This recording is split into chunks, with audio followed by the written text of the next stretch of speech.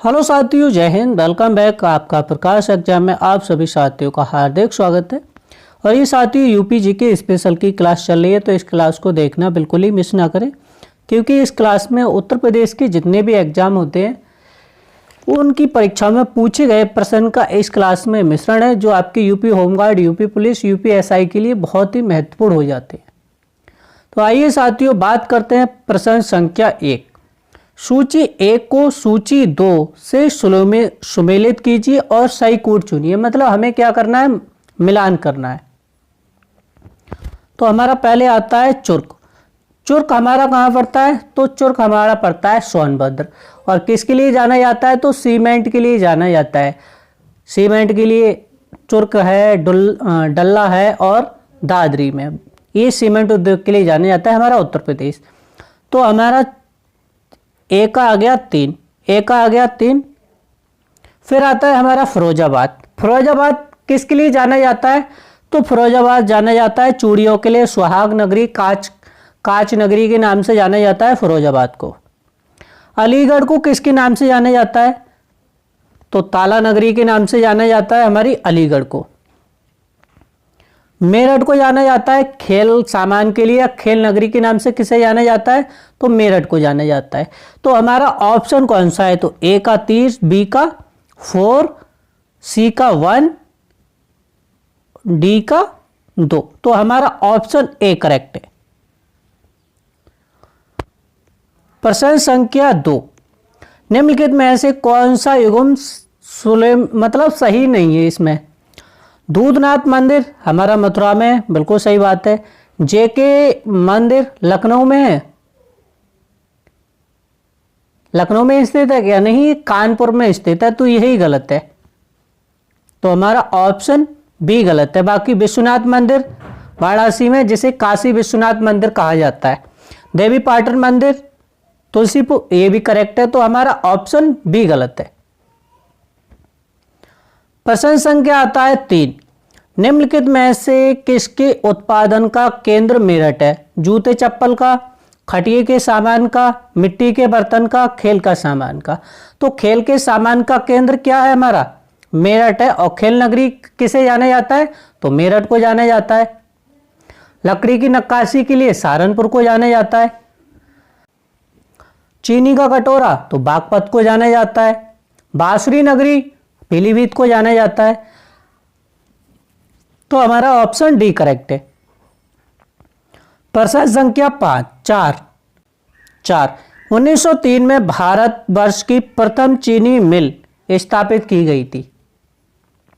प्रतापगढ़ में की गई थी, प्रतापपुर में की गई थी, मनवा में की गई थी, देवरिया गोरखपुर में की गई थी। तो कहाँ की गई थी? प्रतापपुर में की गई थी। हमारा ऑप्शन बी करेक्ट है। प्रतापपुर देवरिया जिला में, और एशिया की पहली चीनी मिल थी।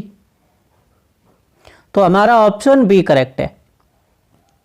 अगर आपको पूछ सकता है कि एशिया की पहली चीनी मिल कहां लगी थी, तो ऑप्शन में दे सकता है देवरिया या प्रतापपुर। अगर आपको प्रतापपुर दे रखा हो तो प्रतापपुर लगाएंगे, अगर देवरिया जिला दे रखा है तो देवरिया जिला लगाएंगे फिर। लेकिन इसमें हमारा गोरखपुर भी दे रखा है साथ में, तो हमारा ऑप्शन डी गलत है। तो हमारा ऑप्शन बी करेक्ट है। लेकिन आप जिला दे रखा हो, प्रतापपुर ना दे रखा हो, तो देवरिया जिला लगाएंगे। प्रश्न संख्या 5। हिंडाल्को स्थित है मिर्जापुर में, रेणुकोट में, रेणु सागर में, नोएडा में। तो ये हमारा रेणुकोट में स्थित है। हमारा ऑप्शन बी करेक्ट है। और ये किसके लिए जाना जाता है? तो भैया ये एल्युमिनियम संयंत्र है, और इसकी जो शुरुआत हुई थी 1960 में हुई थी। और ये कहां पर स्थित है? तो सोनभद्र के रेणुकोट में स्थित है। प्रश्न संख्या आता है हमारा 6। उत्तर प्रदेश में मिट्टी के खिलौने का उत्पादन केंद्र है मेरठ, कानपुर, आगरा, बरेली। तो कौन सा है हमारा? आगरा है। और टेराकोटा की मिट्टी की बर्तनों का प्रमुख केंद्र है तो हमारा गोरखपुर आता है। प्रश्न संख्या 7। विख्यात भारत माता मंदिर स्थित है लखनऊ में, वाराणसी में, हरिद्वार में, इलाहाबाद में। तो कहाँ पर स्थित है? ये वाराणसी में स्थित है, विख्यात भारत माता मंदिर। और इसका उद्घाटन 1936 में हुआ था, महात्मा गांधी जी के द्वारा किया गया था, जिसमें भारत का संगमरमर से बना एक क्या है, अखंड भारत का क्या है, नक्शा बना हुआ है विख्यात भारत माता मंदिर में हमारा। ये महत्वपूर्ण हो जाता है। कहाँ पर स्थित है? तो महात्मा गांधी काशी विद्यापीठ के परिसर में स्थित है हमारा। प्रश्न संख्या आता है हमारा 8। निम्नलिखित में से कौन सा उत्तर प्रदेश में बौद्ध पर्वत का भाग है? कपिलवस्तु है, कुशीनगर है, संकिसा है, सभी है। तो हमारा ऑप्शन कौन सा हो जाएगा? सभी हो जाएगा, सभी है। हमारे उत्तर प्रदेश में कितने बौद्ध पर्वत हैं? तो 6 बौद्ध पर्वत हैं। और पौराणिक कथाओं के अनुसार ऐसा माना जाता है कि जो संकिसा स्थल है, ऐसा माना जाता है कि गौतम बुद्ध जी स्वर्ग से धरती पर उतर कर आई थी, ऐसा पौराणिक कथाओं के अनुसार माना जाता है। तो कौन कौन से हैं? कपिलवस्तु है, कुशीनगर है, सारनाथ है, कौशाम्बी है, और श्रावस्ती और संकिसा है। संकिसा माना जाता है कि गौतम बुद्ध स्वर्ग से धरती पर उतर कर आए थे। प्रश्न संख्या 9। उत्तर प्रदेश में जैन और बौद्ध दोनों का प्रसिद्ध तीर्थ है, देवीपाटन, कौशाम्बी, कुशीनगर, सारनाथ। तो हमारा ऑप्शन हो जाएगा कौशाम्बी, बी करेक्ट है, क्योंकि जैन धर्म के छठे तीर्थंकर कौन? भगवान पद्म प्रभु की क्या है? कौशाम्बी जन्म स्थली है। और यहीं पर एक प्रमुख मंदिर है, प्रभासगिरी मंदिर, या प्रवास स्थल पर यहीं प्रभासगिरी मंदिर के नाम से जाना जाता है। और प्रभोसा एक स्थल है। और गौतम बुद्ध जी यहाँ पर कई बार उन्होंने यहाँ की यात्रा की थी और कई वर्षा काल यहाँ पर बिताए थे। तो ये महत्वपूर्ण हो जाता है हमारा कौशाम्बी। और यहीं पर बस महाजनपद की राजधानी थी। गोस्ताराम बिहार के अवशेष प्राप्त हुए हैं हमारे कौशाम्बी से। तो हमारा ऑप्शन बी करेक्ट हो जाता है और महत्वपूर्ण हो जाता है परीक्षा की दृष्टि से हमारा कौशाम्बी। उत्तर प्रदेश का प्राचीनतम जीवन नगर है। सबसे प्राचीनतम नगर कौन सा है? अयोध्या है, वाराणसी है, प्रयागराज है, कन्नौज है। तो कौन सा है? सबसे पुराना है हमारा वाराणसी। लगभग कितना पुराना? 200 साल पुराना, 300 साल पुराना, 400 साल पुराना? नहीं भैया, 3000 साल पुराना है हमारा काशी। इसीलिए काशी विश्वनाथ नगरी के नाम से जाना जाता है। और इसका वर्णन ऐसे समझ लो पौराणिक कथाओं में मिलता है। तो हमारा ऑप्शन बी करेक्ट है। प्रश्न संख्या 11। उत्तर प्रदेश राज्य पर्यटन विकास निगम लिमिटेड की स्थापना कब हुई थी? 1974 में, 1978 में, 1984 में, 1990 में हुई थी। तो कब हुई थी? तो 5 अगस्त 1974 को हुई थी। तो हमारा ऑप्शन बी करेक्ट हो जाएगा। अगर आपसे पूछ ले पर्यटन विभाग की स्थापना कब हुई थी? तो 1956 में हुई थी। और आपसे पूछ ले कि पर्यटन निदेशालय की स्थापना, तो 1972 में हुई थी। पर्यटन को उद्योग का दर्जा कब दिया गया था? तो 1989 में दिया गया। तो ये महत्वपूर्ण फैक्ट हो जाते हैं पर्यटन से संबंधित। प्रश्न संख्या 12। उत्तर प्रदेश में सीमांत कृषक किसे कहा गया है? जिनके पास 1 एकड़ से कम भूमि वाले को, 1 हेक्टेयर से कम भूमि वाले को, 2 हेक्टेयर से कम भूमि वाले को, या 2.5 हेक्टेयर से कम भूमि वाले को। तो किनको कहा गया है? जिनके पास 1 हेक्टेयर से कम भूमि है उन्हें सीमांत किसान कहा जाता है। और ये किसके अनुसार माना गया है? तो कृषि गणना सरकारी योजना के अंतर्गत माना गया है कि जिनके पास 2.5 एकड़ जमीन है वो कैसे किसान है? तो सीमांत किसान है। जिनके पास 5 एकड़ जमीन है तो वो लघु किसान है। और उत्तर प्रदेश में लगभग 78% किसान है वो सीमांत किसान की श्रेणी में आते हैं। लगभग 50% तो ऐसे किसान हैं जिनके पास जीवन यापन करने के लिए सही से भूमि भी नहीं है। लगभग ऐसे समझ लो लगभग आपके 50%। और जिनके पास ऐसे समझ लो 5 बीघा 7 बीघा जमीन है उनके लिए तो कैंसर है। नहीं करेंगे तब भी परेशान है और कर रहे हैं तब भी परेशान है, उनके लिए तो क्या है, कैंसर है। प्रश्न संख्या आता है हमारा 13। भारत में उत्तर प्रदेश जिनके उत्पादन में प्रथम स्थान रखता है वे है, हमारा उत्तर प्रदेश कौन कौन से उत्पादन में प्रथम स्थान रखता है? गेहूं चावल में, गन्ना गेहूं में, चावल गन्ना में, गेहूं चावल में। तो गेहूं गन्ना में उत्तर प्रदेश का प्रथम स्थान है, और आलू में भी उत्तर प्रदेश का प्रथम स्थान है। चावल उत्तर प्रदेश में दूसरे स्थान पर उगाया जाता है और प्रथम स्थान पर पश्चिम बंगाल उगाता है। तो हमारा ऑप्शन बी करेक्ट है। प्रश्न संख्या आता है हमारा 14। निम्न में से किस दलहन फसल का क्षेत्र उत्तर प्रदेश में सर्वाधिक है? तो सबसे ज्यादा किसकी खेती उत्तर प्रदेश में होती है आपके? मूंग, अरहर, मटर, चना। ये आपके ऑप्शन में देगा बुंदेलखंड क्षेत्र में। जो किस दलहन का सबसे ज्यादा होती है हमारी चना की उत्तर प्रदेश में, और किस क्षेत्र में होती है? तो ये बुंदेलखंड क्षेत्र में होती है। हमारे हमीरपुर है, बांदा है, झांसी है, जालौन में होती है। और चना के बाद दूसरे स्थान पर आती है अरहर, जिसे कहा जाता है तूर की दाल। और अरहर के बाद आता है मटर और मूंग, ये लास्ट में आता है। हमारे तीसरे स्थान पर आता है अरहर और मटर। प्रश्न संख्या आता है हमारा 15।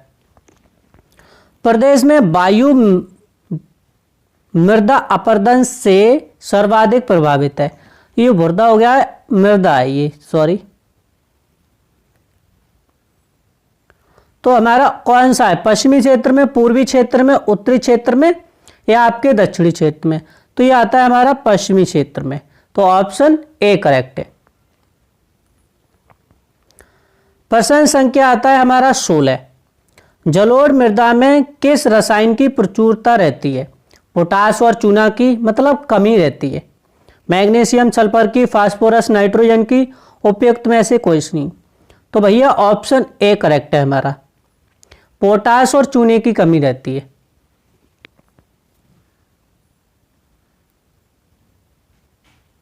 और ये किस क्षेत्र में होगा? तो ये तराई क्षेत्र में कमी पाई जाती है। प्रश्न संख्या आता है हमारा 17। माता टीला परियोजना संबंधित है। माता टीला जो परियोजना है वो हमारे बेतवा नदी पर स्थित है। और कहाँ पर है? तो ये ललितपुर में स्थित है। और उत्तर प्रदेश और मध्य प्रदेश के सहयोग से क्या बनाई जाती है? तो बिजली बनाई जाती है, जल विद्युत उत्पादन किया जाता है। और इसकी स्थापना 1958 में हुई थी। और इस योजना को रानी लक्ष्मीबाई सागर परियोजना के नाम से जाना जाता है। ये महत्वपूर्ण फैक्ट हो जाता है हमारा। प्रश्न संख्या आता है हमारा 18। राजघाट बांध एवं नहर परियोजना उत्तर प्रदेश और मध्य प्रदेश के संयुक्त उपक्रम द्वारा संचालित बहुउद्देशीय परियोजना जो बनाई गई है वो कहाँ पर है? तो भैया ये बनाई गई है हमारी बेतवा नदी पर बना गई है। तो हमारा ऑप्शन सी करेक्ट है। प्रश्न संख्या आता है हमारा 19। रानी लक्ष्मीबाई बांध का अवस्थित है, मतलब कहाँ पर स्थित है? तो रानी लक्ष्मीबाई बांध कहाँ पर स्थित है? बेतवा नदी पर स्थित है। प्रश्न संख्या आता है हमारा 20। उत्तर प्रदेश में सिंचाई के मुख्य साधन है, नहर है, तालाब है, कुएं हैं। तो इनको घटते क्रम में लिखना है। घटते क्रम में तो सबसे पहले क्या आता है हमारा? सबसे पहले आता है हमारा नलकूप। तो चलो नलकूप लगा दो, नलकूप लगा दिया। फिर घटते क्रम में आता है नहर, नहर लगा दी।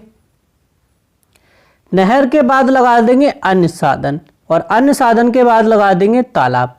तो हमारा ऑप्शन कौन सा करेक्ट होगा? पहले आता है हमारा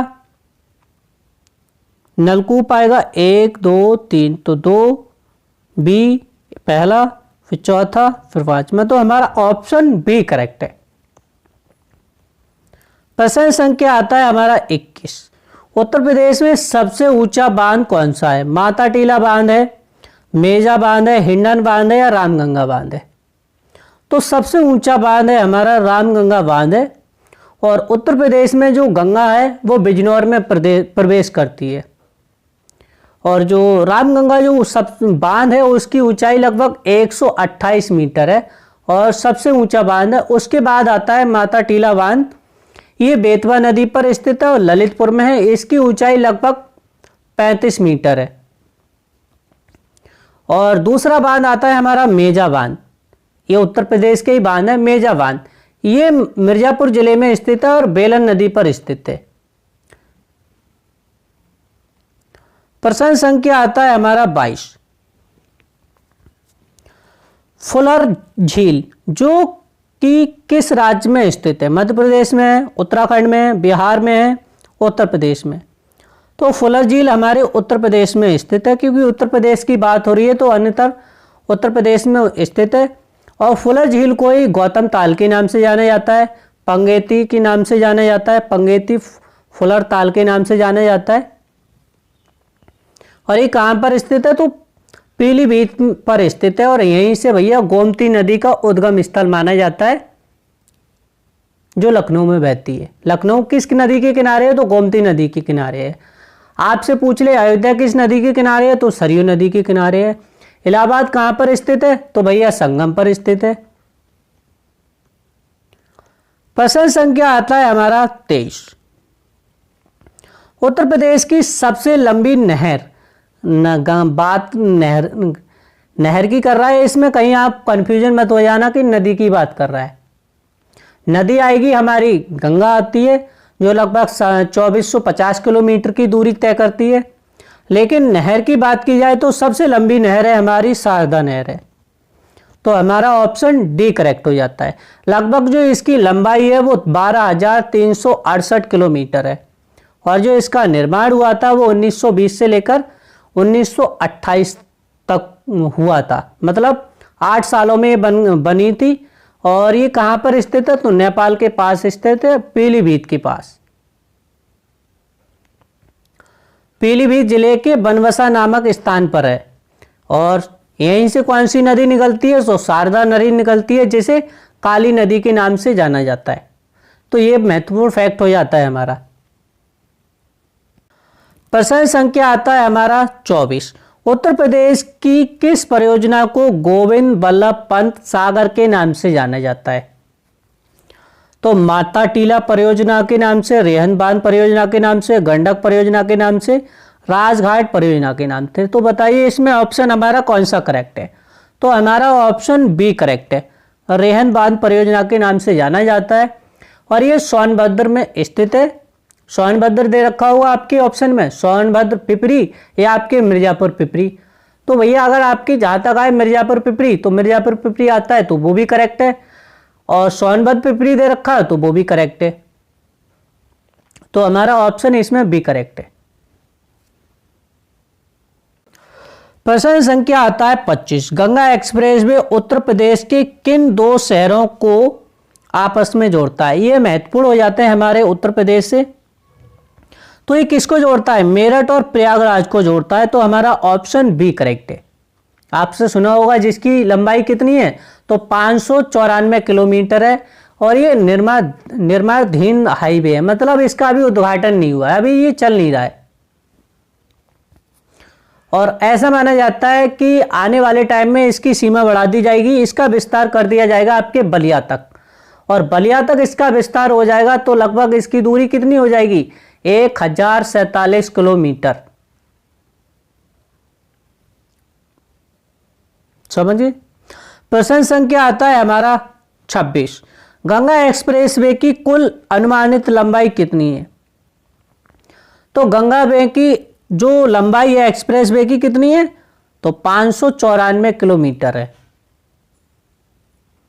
और ये कहां से निकलता है? तो मेरठ के बिजली गांव से निकलता है, NH 334 से निकलता है। और कहां पर मिलता है आगे? तो प्रयागराज के जुदापुर डंडू गांव में मिलता है, NH 90 पर समाप्त हो जाता है, मतलब NH 90 पर ये मिल जाता है। प्रश्न संख्या 27। गंगा एक्सप्रेसवे उत्तर प्रदेश के कितने जिलों से होकर गुजरता है? तो हमारा गंगा एक्सप्रेसवे कितने जिलों से गुजरता है? तो 12 जिलों से गुजरता है। कौन कौन से 12 जिले हैं? तो हमारा मेरठ है, मेरठ से स्टार्ट होता है, मेरठ के बिजली गांव से, हापुड़, बुलंदशहर, अमरोहा, संभल, बदायूं, शाहजहाँपुर। और दूसरी बात ये सबसे महत्वपूर्ण हो जाती है कि शाहजहाँपुर में हवाई पट्टी है, लगभग 3.5 किलोमीटर की है शाहजहाँपुर में, जो आपातकालीन लैंडिंग फ्लाइट कर सकते हैं वहाँ पर। हरदोई है, उन्नाव है, रायबरेली है, प्रतापगढ़ है, ये हमारे 12 शहर है और बदायूं से होकर जा रहा है। प्रश्न संख्या आता है हमारा 28। गंगा एक्सप्रेस वे पर भारतीय वायुसेना के विमानों की लैंडिंग के लिए 3.5 किलोमीटर लंबी हवाई पट्टी कहाँ बनाई गई है? लो आ गया ऑप्शन। तो कहाँ बनाई गई है? हमारे सहारनपुर, शाहजहाँपुर में बनाई गई है। सहारनपुर नहीं समझ लेना, शाहजहाँपुर में बनाई गई है। तो हमारा ऑप्शन सी करेक्ट हो जाएगा। प्रश्न संख्या आता है हमारा 29। गंगा एक्सप्रेस वे की आधारशिला प्रधानमंत्री नरेंद्र मोदी द्वारा कब रखी गई थी? तो कब रखी गई थी ये? तो 18 दिसंबर 2021 को रखी गई थी। कब रखी गई थी? 18 दिसंबर 2021 को रखी गई थी। और ये 6 लेन वाला रोड है और वर्तमान में ऐसा माना जाता है कि 8 लेन वाला रोड हो सकता है। और अभी तो ये इलाहाबाद तक है और ऐसा माना जाता है कि आने वाले टाइम में इसको बलिया तक कर दिया जाएगा। और इसकी अगर अनुमानित लागत की बात की जाए तो कितनी है? तो 37,350 करोड़ रुपए है इसकी लागत। प्रश्न संख्या आता है हमारा 30। सूची 1 और सूची 2 को क्या करना है? सुमेलित करना है और सही कूट का चयन करना है। तो इलाहाबाद कौन सा ऑप्शन है भैया इसमें? तो इलाहाबाद आता है, बाबूपुर, ये जाना जाता है, फेमस है। कानपुर, अमेठी, ये हमारा बनारसी आएगा या फतेहपुर आएगा?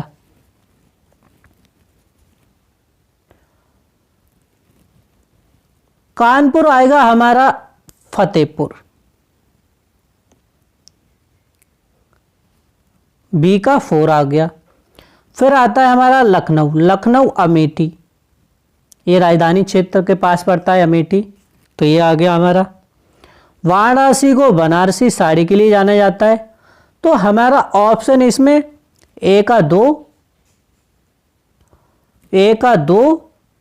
बी का 4 और सी का पहला और वाराणसी का तीसरा।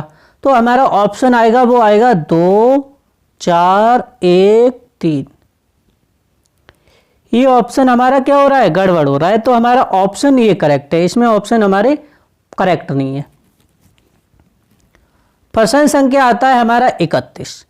निम्न में से किसका प्रयोग राष्ट्रीय जलमार्ग के रूप में किया जा रहा है? इलाहाबाद एवं हल्दिया के मध्य गंगा का, इलाहाबाद एवं दिल्ली के मध्य यमुना का। भैया इलाहाबाद और दिल्ली कहाँ गंगा पानी आ जाएगा यहाँ?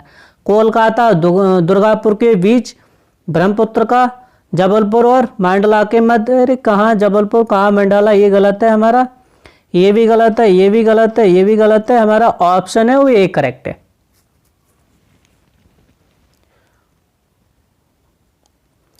ये राष्ट्रीय जलमार्ग घोषित किया गया था, तो हमारा ऑप्शन ए करेक्ट है।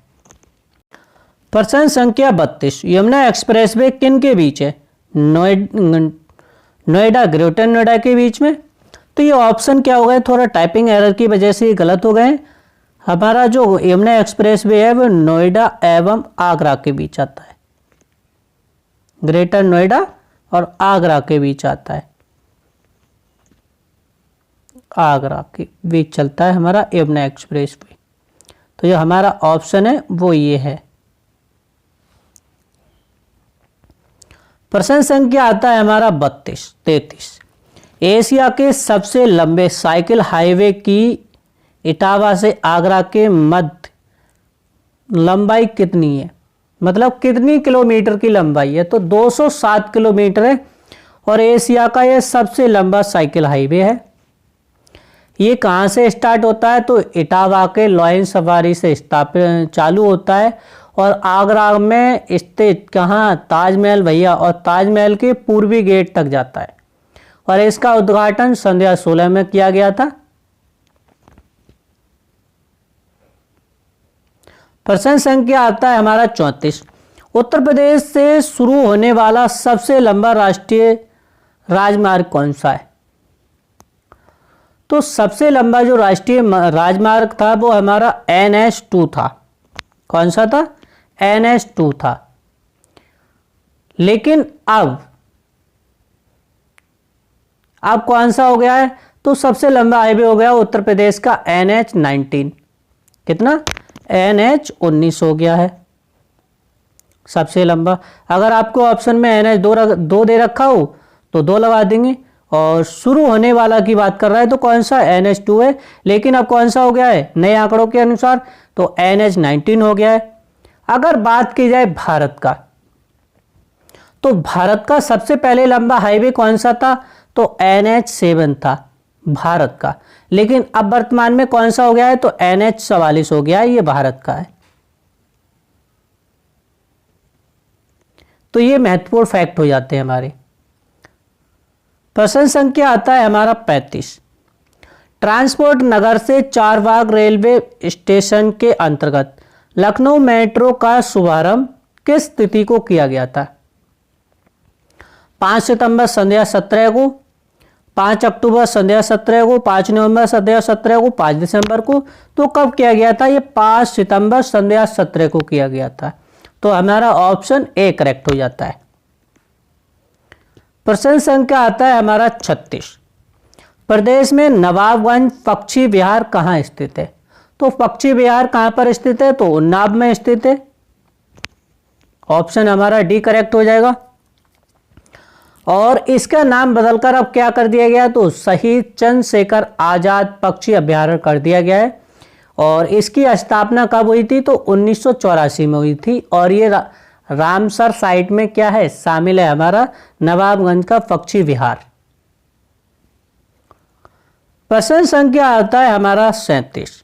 निम्न जनपदों में कौन सर्वाधिक वनाच्छादित, मतलब उत्तर प्रदेश में सर्वाधिक वन किन किन जिलों में स्थित है? जनपदों का मतलब होता है जिला। लखीमपुर खीरी, सोनभद्र, पीलीभीत, चित्रकूट। तो कहाँ पर सबसे अधिक जो वन है वो उत्तर प्रदेश के सोनभद्र जिले में स्थित है। लगभग पूरे उत्तर प्रदेश के 35% वन है वो सोनभद्र में स्थित है। दूसरे नंबर पर आता है हमारा चंदौली और तीसरे नंबर पर आता है हमारा चित्रकूट। और सबसे कम वन हमारे भदोही में है 6.15।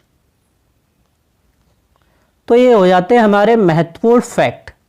प्रश्न संख्या आता है हमारा 38। उत्तर प्रदेश में बंदर सफारी स्थापित किया जा रहा है। तो बंदर सफारी कहाँ स्थापित किया जा रहा है? तो ये बंदर सफारी कहाँ स्थापित किया जा रहा है? ये लखनऊ में स्थापित किया जा रहा है। और ऑप्शन एरर है। और अगर बब्बर सफारी कहता तो हमारा इलाहाबाद आता। तो हमारा ऑप्शन कौन सा आएगा? आपके लखनऊ आएगा, जो आपके ऑप्शन में दे नहीं रखा है। और इटावा लाइन सफारी अगर बब्बर सफारी देता तो हमारा इटावा आता। और नाइट सफारी देता तो हमारा ग्रेटर नोएडा आता, क्योंकि ग्रेटर नोएडा में नाइट सफारी स्थित है। प्रश्न संख्या आता है हमारा 39। उत्तर प्रदेश में बब्बर शेर सफारी स्थापित किया जा रहा है कहाँ भाई? कहाँ पर स्थित है भैया? तो ये हमारा है इटावा में। ऑप्शन बी करेक्ट है। प्रश्न संख्या आता है हमारा 40। द ऑपरेशन ग्रीन परियोजना का उत्तर प्रदेश में शुभारंभ हुआ था। मतलब द ग्रीन ऑपरेशन का मतलब होता है वनों को बढ़ावा देने के लिए, मतलब पेड़ पौधे लगाने के लिए। तो इसकी स्थापना कब हुई थी? तो 1 जुलाई सन 2001 में इसकी क्या हुई था? ऑपरेशन का उद्घाटन हुआ था या शुरुआत हुई थी 1 जुलाई सन 2001 को। तो हमारा ऑप्शन सी करेक्ट हो जाएगा। और भारत सरकार के द्वारा ऑपरेशन ग्रीन चालू किया गया था। ये किया गया था सन 2018 में। तो आप इसमें कंफ्यूजन मत हो जाना का द ग्रीन ऑपरेशन परियोजना में और ऑपरेशन ग्रीन में। ऑपरेशन ग्रीन तो ये भैया आलू टमाटर प्याज के लिए बढ़ावा देने के लिए चालू किया गया था। और द ग्रीन ऑपरेशन ये आपके वनों को बढ़ावा देने के लिए चालू किया गया था सन 2001 में। प्रश्न संख्या आता है हमारा 41। सूची 1 सूची 2 को सम्मिलित कीजिए और नीचे दिए गए कूट को क्या सही उत्तर चुनिए, मतलब मिलान करना है। तो ये क्या दे रखे हैं, आयोजित मेला है, त्योहार दे रखे हैं और इनका क्या करना है, मिलान करना है।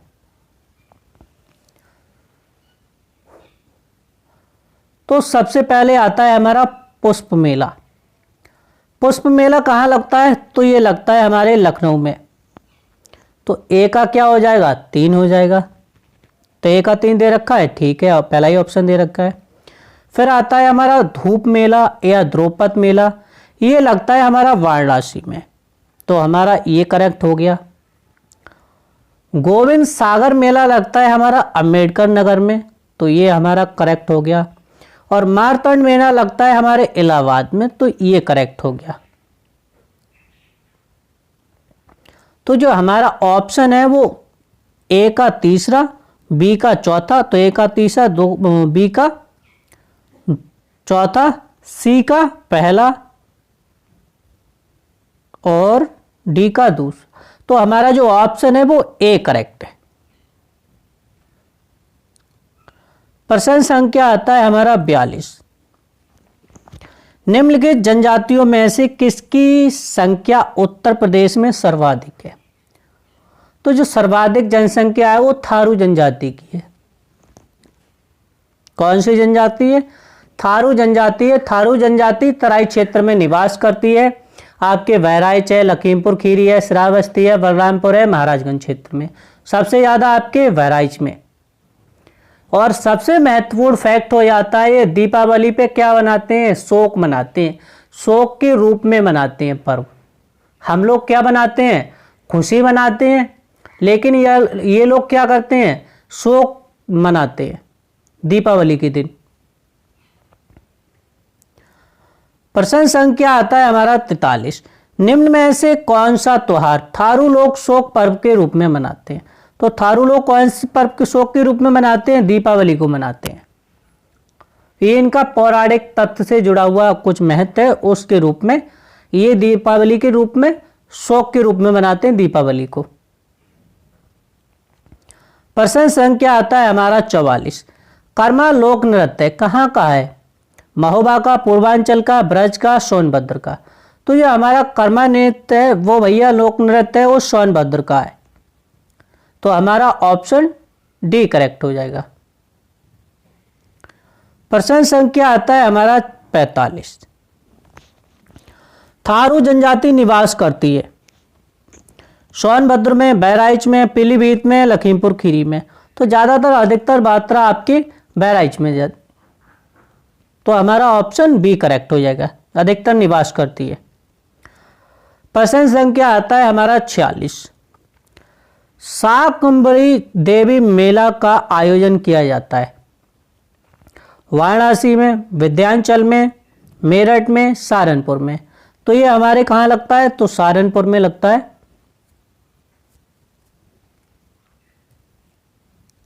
प्रश्न संख्या आता है हमारा 47। हिंदू मुस्लिम एकता का प्रतीक सुलह-ए-कुल उत्सव उत्तर प्रदेश में आयोजित किया जाता है मेरठ, अलीगढ़, लखनऊ, आगरा। तो ये कहाँ पर, सुलह-ए-कुल होता है हमारे आगरा में। और हिंदू और मुस्लिम एकता का प्रतीक के रूप में आपके मेरठ में लगता है नौचंदी मेला।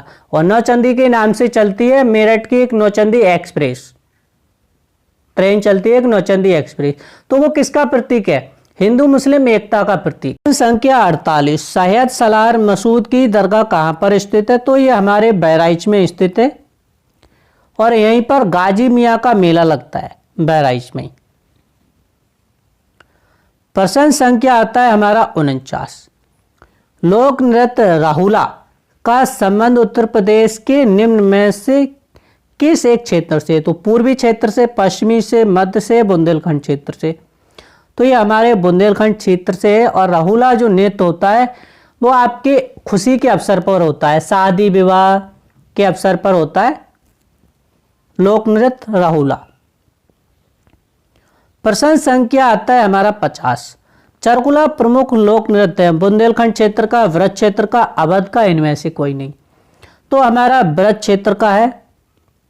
और रसिया भी किसका क्षेत्र, रसिया भी हमारे किसके क्षेत्र का है, व्रज क्षेत्र का है। और चरकुला में एक महत्वपूर्ण फैक्ट ये हो जाता है कि इसमें 108 जलते हुए दिए, दीपक, या तो कोई रथ का पहिया होता है उसके, या थार की तरह कोई पहिया होता है, उस पर रखकर क्या करती है महिलाएं, डांस करती है सिर पर रखकर उन दीपकों को। तो साथियों ये तो थी हमारी आज की क्लास, कैसी लगी कमेंट करके बताएं। जय हिंद जय भीम।